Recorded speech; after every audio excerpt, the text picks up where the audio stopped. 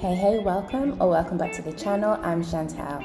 So today we're gonna go through a makeover that I'm doing on my rooftop in my Bali villa. I moved into this villa about 6 months ago and I've been doing it up, restyling, redecorating it ever since. The rooftop is probably the space I'm being most excited about, and it's the last space to do up in the villa. Like maybe informal seating here and maybe a table over there. I don't know. It's gonna be cute though. And then we have this gazebo up here, which is a cool little place to chill. And I like the fact, even though it's unsightly, it's good that it's got electric. So we'll have to do something about this wall, but you could work from here, you know, you could have it tucked in, which is great. So as you can see, it's a real blank canvas, which is great, which means that, you know, I'm just open to ideas and inspiration and really making this space my own. There's a lot to do and a lot of empty space to fill, but I am so looking forward to this project. The rooftop is in an L shape, which is great because it's given me already, you know, zones where I can use for eating and for chilling out. And these are just a couple of the basic plans. So getting started, the first thing that I do is to have the rooftop painted. These bamboo fencing are so old and so sun damaged that it's making it look terrible. So even just recoating those and then having the whole place painted, it already looks so different and starts to come alive. I've even had that railing painted, and you know, that's the magic of paint. It can do that.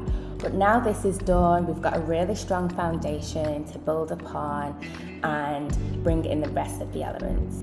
For inspiration, I visited a couple of cool places that had great outdoor spaces. I just wanted to get a sense of, you know, the space that I wanted to create and the elements that were important for me in the design. Pretending I'm in my rooftop.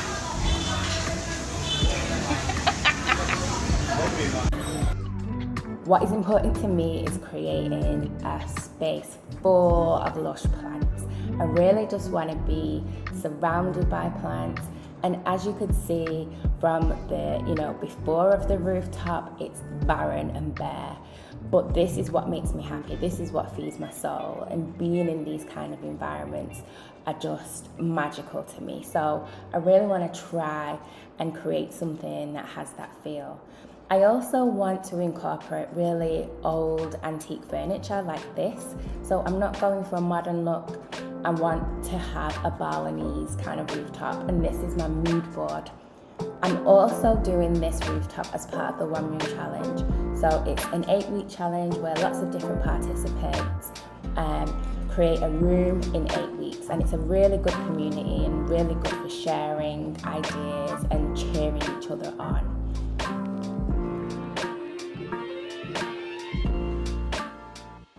Plants are obviously going to play a central role in the rooftop, so I'm off plant shopping, and this is one of a few shops that I go to.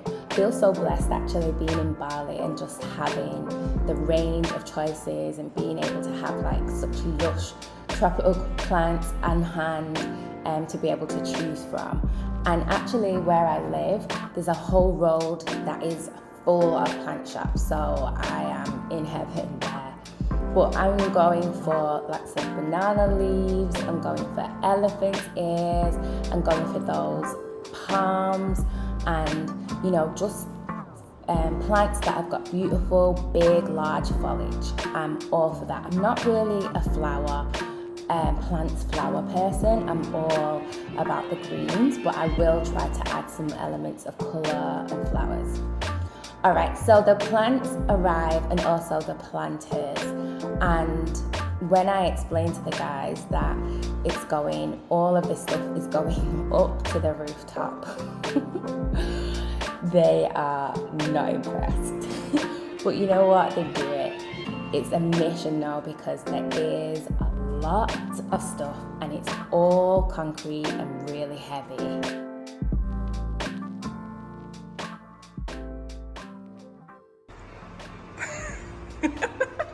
Hard work, huh? Very hard. So eventually we get everything upstairs, and then the brilliant thing is that two of the guys helped to plant everything. It was part of the service when you buy plants from them, which I didn't expect but was totally grateful for, because these plants are so heavy and it's really hot. It takes a minute to put all the plants together, but I'm really happy with the scheme that I've created and it's coming together. And this is what it's looking like when all the plants are in place. Well, not all the plants, because I do actually buy more. But when all of these plants are in place, I've got room there for another plant that I need to buy. This is how it's looking.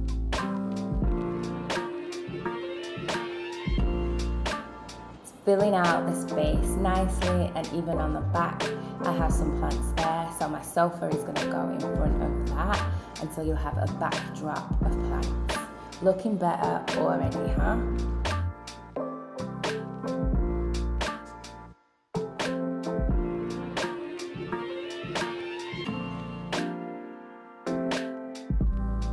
One of the things that I did forget to buy in all of this flurry of activity was a watering hose, and the guys stressed how important it was to water the plants every day, even twice a day for the first month after they were repotted.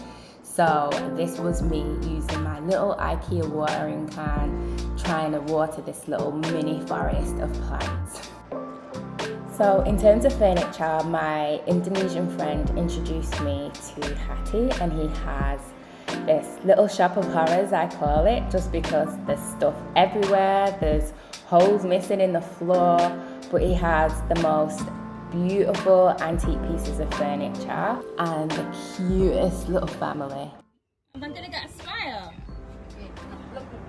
We're gonna get a smile. Yay! Thank you. Have tea. Not with the cigarette in your mouth. Jeez. Yes. No, no. Hi. Hi. Hello. Thank you for like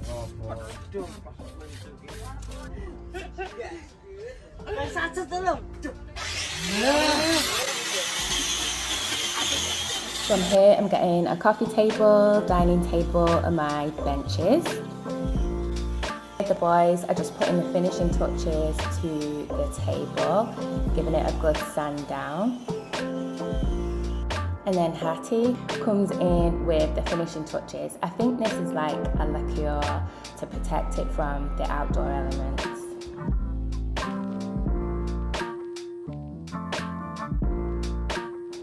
It's a bit of a struggle getting the table up the stairs to the rooftop because it's quite narrow up there, but they did really well and got it in. It's such a beautiful table made of antique Indonesian timber, and it has so much character. So this timber was probably used in houses in Java, something like that, but I just love all the character and detail. And then the sofas arrived. Really happy about these. I've just really kept them simple because I want the soft decor to really shine. So I've decided that I want to have a couple of statues up in the villa. So I go to this store where they make them, and he has so much stuff going on here. It's a feast for the eyes. There's a few things I'm going to get from this store. One of them is a water fountain, this actual one, but I need to decide on the colour that I want it painted. And I'm also going for 3 little Happy Buddha statues as well, just to brighten the place. I have a little go at painting one of the Buddhas myself, but then he quickly takes that off me because I'm making a bit of a mess. It's not supposed to be as thick as that. This isn't the colour that we asked for. We had a little bit of an issue with the colour of the big Happy Buddha water fountain. I had asked for like an ready orange, and this is how it came out, some neon orange looking thing. And he was trying to convince me that it looked good, but it had to be changed. There's no way. So we get it right in the end, it gets delivered, and this is what it's looking like in place and working. Very tranquil. And this is what the place is looking like with the little Buddhas in place. So that's probably the end of part 1.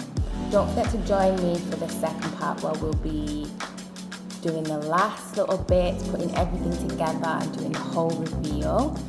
Subscribe, press that notification so you don't miss when that video comes out. Thanks so much for watching, and until next time, catch you soon.